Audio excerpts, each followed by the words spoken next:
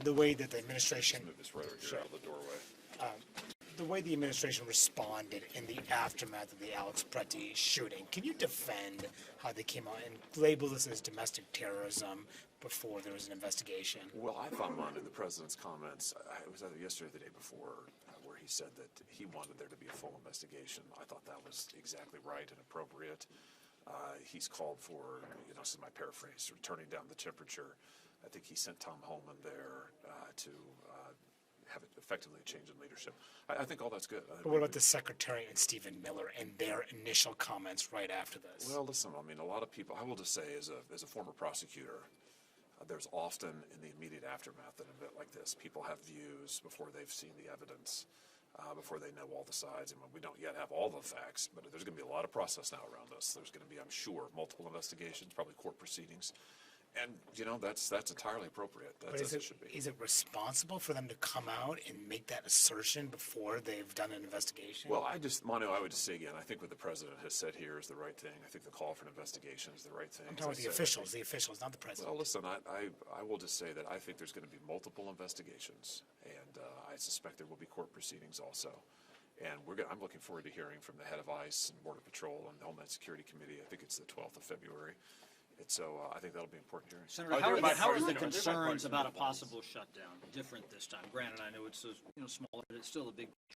People are concerned about the echoes of last time with DHS people, people at TSA, people at air traffic control towers. Right. Bad. No, we don't want to shut down. I've never voted for a shutdown, Chad. Shutdown's terrible. But talk about the impacts of that. Will be terrible. I mean, listen, a shutdown.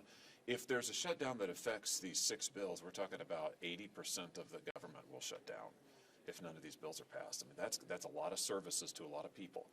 Americans are depending on whether it's law enforcement, whether it's TSA, the military won't be paid if none of these bills are passed. So, listen, we just can't allow that to happen. Are there reforms that you could get on board with to ICE, to the Homeland Security bill? Well, listen, we're going to have a hearing in the Homeland Security Committee here soon, talking to ICE and Customs and Border Patrol, and I'm sure that'll be at the top of the agenda. But would you really willing to change this package in order to avoid a government shutdown? Manu, I leave that to the leaders in terms of what they want to do, to Leader Thune, that is. I will vote for the DHS funding, for the reasons I just alluded to, Chad. I'm not going to vote to cut off the DHS funding. It's a massive amount of funding. It funds a lot of law enforcement activity. I've never been in favor of defunding law enforcement, so I will absolutely vote for that. I hope we'll pass it. If my Democrat colleagues block that, then I defer to the leader and how he wants to proceed, and ultimately to the president. But I just say I'm not in favor of government shutdown. Would you there is some sort of an off-ramp that they can get at this later date? Everybody's saying that they have to wait to see what happens on that procedural vote tomorrow.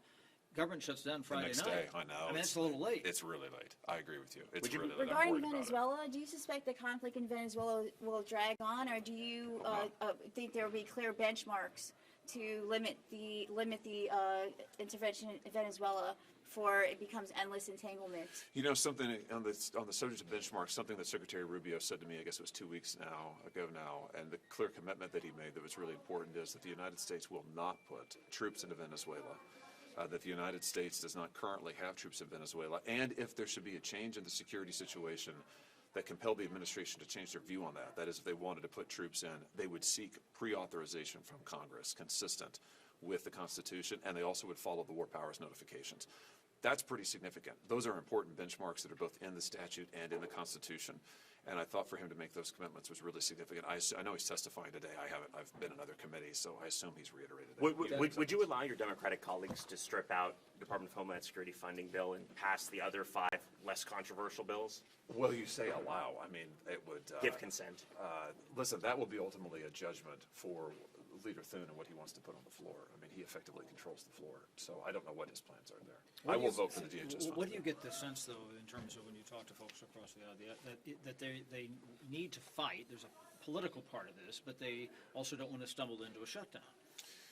I would just say I've pleaded with them in the earlier context of the earlier shutdown, Chad, pleaded with them not to shut down the government. I would make that same plea now. I understand their concerns around this particular incident.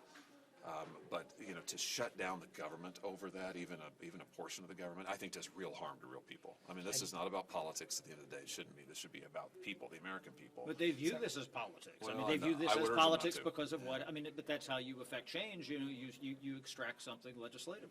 And I'm happy to talk with them about specific proposals they may want to have, but I would just urge them, do not shut down the government. I think it's wrong to shut down the government, and real people get hurt because of that. So when it comes to political violation, there was another attack yesterday against. I'm sorry, say that again. Representative Wong. When it comes to political violation, there was another attack yesterday against Representative Omar. What's your reaction to that? Oh, this needs to stop. Listen, I have said, I don't care who does the attacking or the disrupting.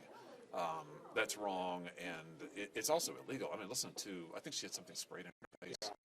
I mean, that's under, I'm an old law professor, under tort law, that's an assault. I mean, that counts as assault. So you can dislike a person's positions.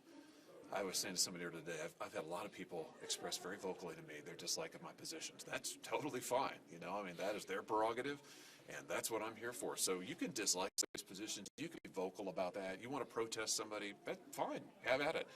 But disrupting their meetings, their rallies, their town halls, and assaulting them, like, that's, I mean, no way. The president came out and said that he thought this was staged, the Ilhan Omar attack. Are you okay with him saying that? I have no knowledge about that one way or the other. But should he be saying that? Well, I don't even know what he meant by Amano. This is the first time I've heard it. But I will just say this. I think we need to be real clear that, as I just said, you could disagree with somebody, and if you want to go to somebody's event, listen, I have protesters at my events all the time. I mean, that's First Amendment protected. You want to go protest, have at it. But you don't assault people. But when the rate of attacks and threats against members is up 57% this year alone, and we're almost hitting 15,000. I mean, and the president has repeatedly called out this member and said some pretty insulting things. Doesn't he bear some responsibility to bring down that temperature when she has been directly attacked? Well, if you're asking me, do I think he's in some way, in any way, responsible for the attacks? No. I mean, I don't know who the attacker was. I'm sure I assume it was him.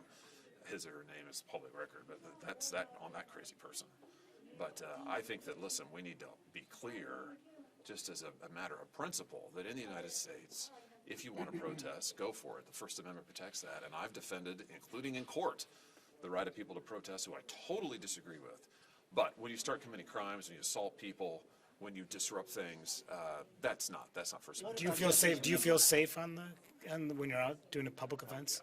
Yeah. Why do you feel safe then when I say these rates are up so high? Oh, I mean, listen, I don't give a lot of concern to that. Well, but Omar today, Hawley tomorrow. Listen, you can't. I mean, my view is that you can't think about those things. You just got to go out and do your job. That is not to minimize in any way what happened to her. I'm not saying that at all. But I personally don't focus much on that. Senator, on ICE, one of the Yes. things Democrats are asking the administration Yeah. is to repeal that DHS memo allowing they don't need a judicial warrant to enter somebody's home. Where do you stand on that? Should the administration? I need to. rescind that? I need to see. I have not seen the list of proposals. I had an earlier group of folks, of y'all, reading out the various proposals to me. I haven't seen them. So let me go and read them, see exactly what they're saying, and I can give you some reaction. Do you have full confidence in Kristi Noem? That's a question for the president. I defer to the president on that. It's his cabinet, and so I leave that to him. You voted to confirm her, though. Thank you, guys. I mean, in other words, your confirmation vote still stands based on how you cast your ballot last year. I am saying that that's a judgment for the president, Chad. I leave that to him. Would you vote for her again? I think it's his call. I don't have to, fortunately, Mono. So I leave it to the president. All right. I'll be back.